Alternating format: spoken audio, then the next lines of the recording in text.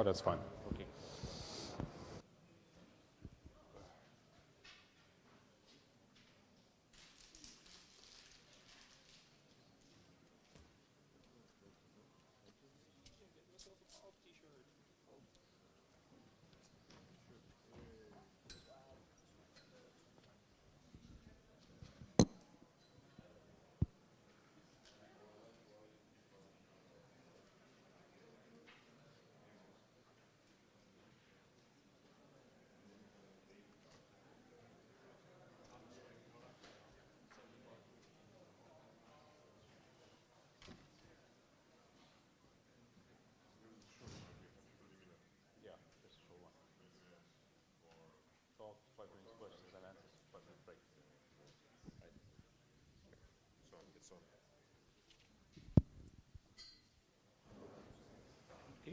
So this is Marko Karg. He's going to talk to us about Ceph.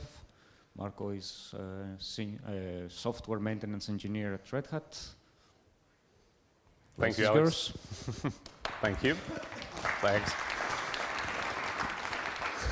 Thank you for the welcome. I'm going to talk about crush map and basically placement groups today, because a while ago I was supposed to do some Ceph support and I had to get my head around that, and it wasn't easy. So I thought maybe people might benefit from my work. Hopefully you do. So first, a disclaimer. I made this talk easy in a couple of aspects. I'm mostly not talking about replication. It doesn't affect the basic principle. So Sage, please forgive me on that. So who of you has been dealing with Ceph already and is running Ceph? So you think you understood crush map?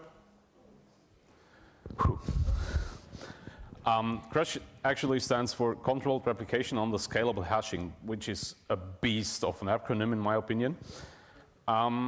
Basically it means the Ceph clients and the daemons both do the calculations on the algorithm, where to put stuff, how to retrieve it. Also, it means there is no centralized lookup table. We don't have anything we spread around continuously.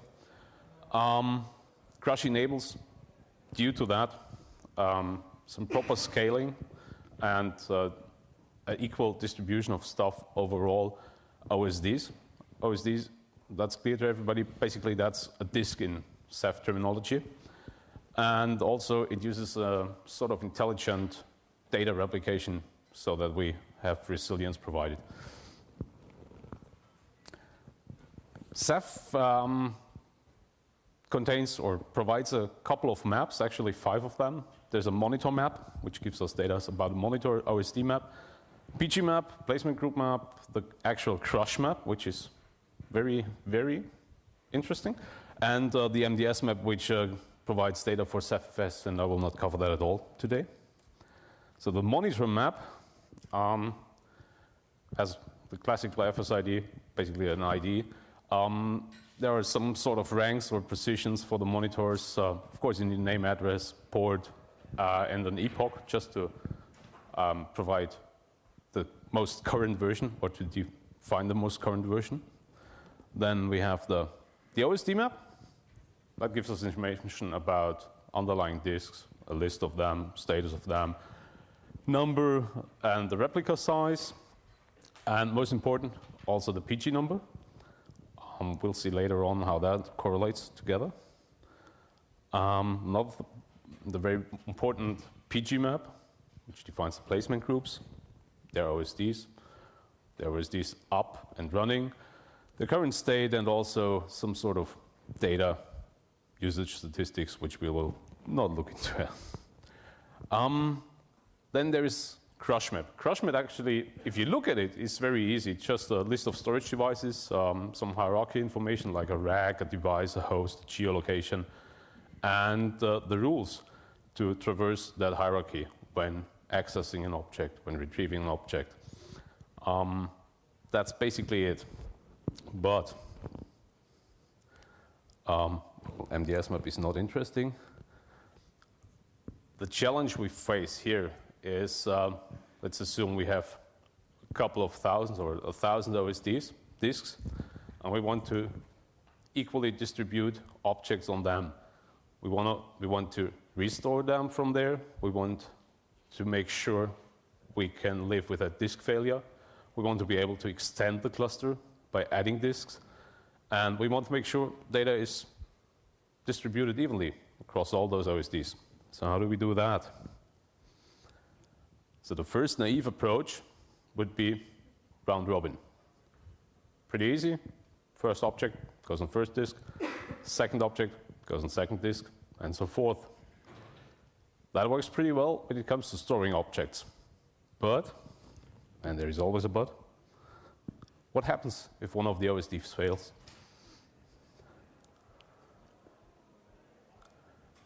OSD 5 just failed, and access is no longer possible. You might say that's not a biggie, but what if the client uses the algorithm to calculate the location of the object number 5? He will end up with OSD 5, which just vanished. Replication, yeah, right, but that's not the problem here. Second idea, we use a mathematical operation like modulo. So basically that means we have 5 OSDs again, 100 objects to store. Where does, for example, object 7 go? We use modulo on the 7, gives us 5, remainder 1, so that object would go to 1. Sorry. Same for object number 3, for example, goes to 3, and so on. That will provide us with a very simple mechanism to evenly spread data across the OSDs, retrieve them, and of course store them. The mathematical background is just this. That's a modulo operation. But that is what the distribution would look like. Object 1 goes to 1, 2 goes to 2, 3, 3, and so forth. So right now it looks like we found a solution to the problem. Still, what happens if we extend it just with one OSD? Every object from 5 onwards would have to be relocated just to make sure we can really retrieve it again with the same mechanism. And we would have to give the new number of OSDs to the clients, because they now need to deal with 6 instead of 5 OSDs. Not really practical. When is the best time to change the number of OSDs and give them out to the clients? What happens if we add another one? And we would have to relocate all the objects, which means huge data movement within the Ceph cluster. So all of these objects will have to be moved around, going up to 100. So we had round robin, not the best idea. We use modulo, better, but still has issues when we add disks, and the failing disk is not solved either in that case. So what can we do about that? What do you do when you don't know what to do? Well, you add another layer of abstraction. In that case, it's called placement groups. Placement groups, again, we use them to store data. Again, we use the modulo operation, so that approach wasn't bad at all. Again, object 130 would go to placement group 10, 71 to 11, and so on. So placement groups are just an abstract concept. There is nothing like a real placement group. You can touch it. And that's the huge advantage. They are constant in their number. So we don't change the number of OSDs. We don't change the number of placement groups, sorry, while the OSD number may change, may get bigger, may get smaller, disks fail, whatever. So now we need to make sure we access the data via the placement groups. And how does that work? Well, above the placement groups, we define the pools.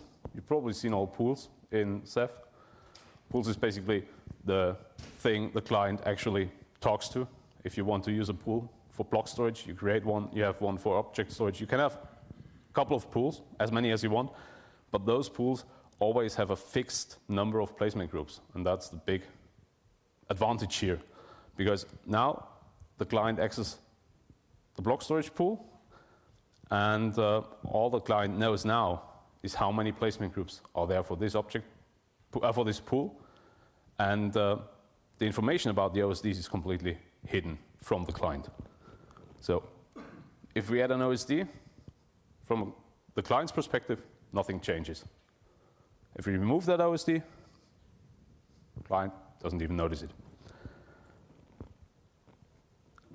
The link between the placement groups and the OSDs is provided by a plain list of all PGs, and all OSDs have this list of placement groups. So every OSD basically knows to which OSD it belongs.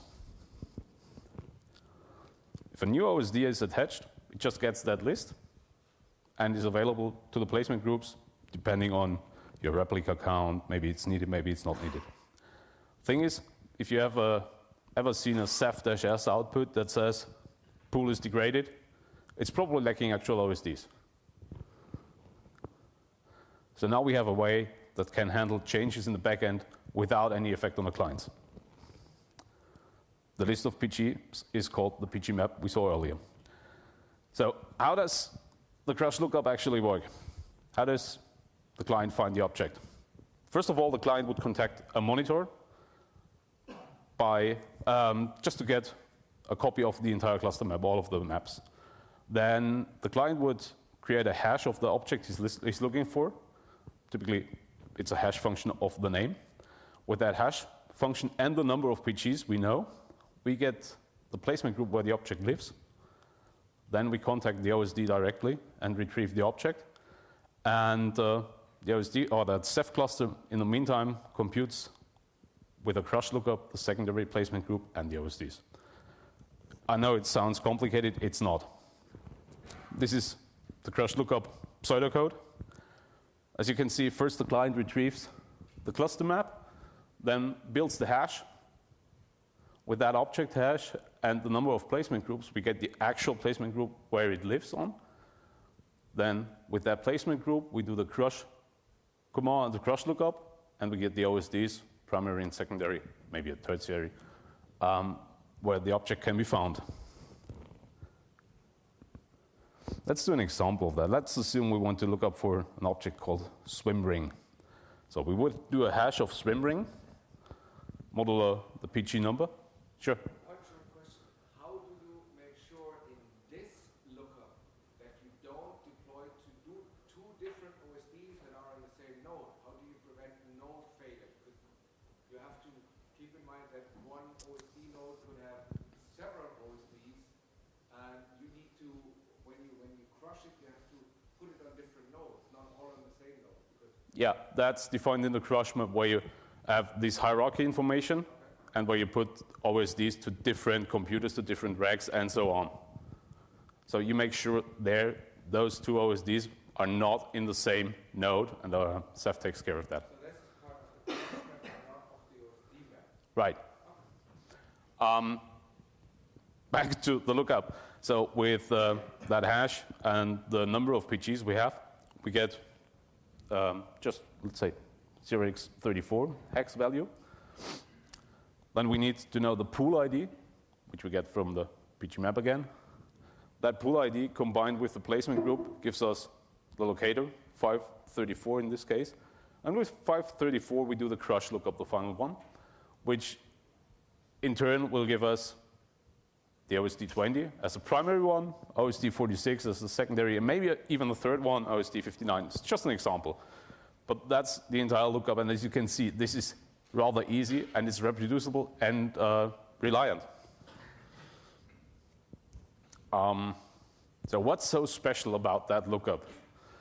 All we need for the entire lookup is the object name and the cluster map. So we can deterministically look up the object location. There is no shared metadata, which prevents us from running into any bottlenecks. Gives us, of course, great performance. Calculation is mostly done on the client, except for the crush lookup. so we don't have any impact on the OSDs. And that cluster map is retrieved, or well, before I do a lookup, I check whether I, as a client, have the current cluster map using the epoch. So the cluster map continuously reflects available components, down OSDs, and can easily react on failed components, added capacity, OSDs die, we all know that, but clusters tend to grow over time, so we get more OSDs, we get new pools, and that makes it so really easy, basically, to do the lookup. So, references, where is this all taken from? Basically from Sage Wells' thesis and the paper on the crush lookup. And I guess that's about it. So it's not as complicated as you thought, hopefully. Sure, go ahead. When you use an OSD and you have the new crush map on the client is hooking up using the new crush map, but you still are about to move to rebalance the objects, who is then giving the right position? So who knows about the old distribution? The new OSD will only, oh, I'm sorry. The question is, what happens if the cluster is still busy redistributing data to the new OSD, and the cluster and the client has the new OSD? Well, that is not possible because the cluster, since the epoch has to be the same, you have the same information on the cluster and on the client. And the cluster will change the map once the OSD is up, running, and filled with data and can be used. Only then you will update the crush map. Oh, well, yeah, the PG map. So when you lose one, as long as the repair process is still run, the epoch stays in the old version, still listing the failed OSD until the point where it's taken out and then the crush map is updated. Well, Ceph will detect, the question is, what happens if a disk fails? When will the update of the epoch happen? Ceph will detect the disk has failed, will immediately update the maps accordingly, so that the client does not even, if the primary object is living there, so that the client does not even go there, but takes the secondary instance. And once that disk is replaced or another OSD is allocated, and that is backfilled, that's what Ceph calls it, will again change the maps and give that OSD to the clients.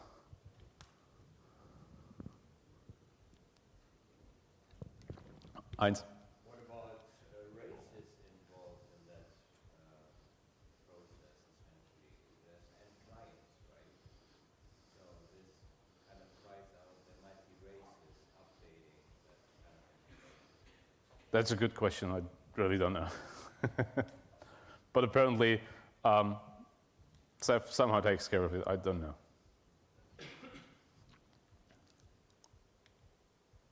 No more questions? Then thank you very much.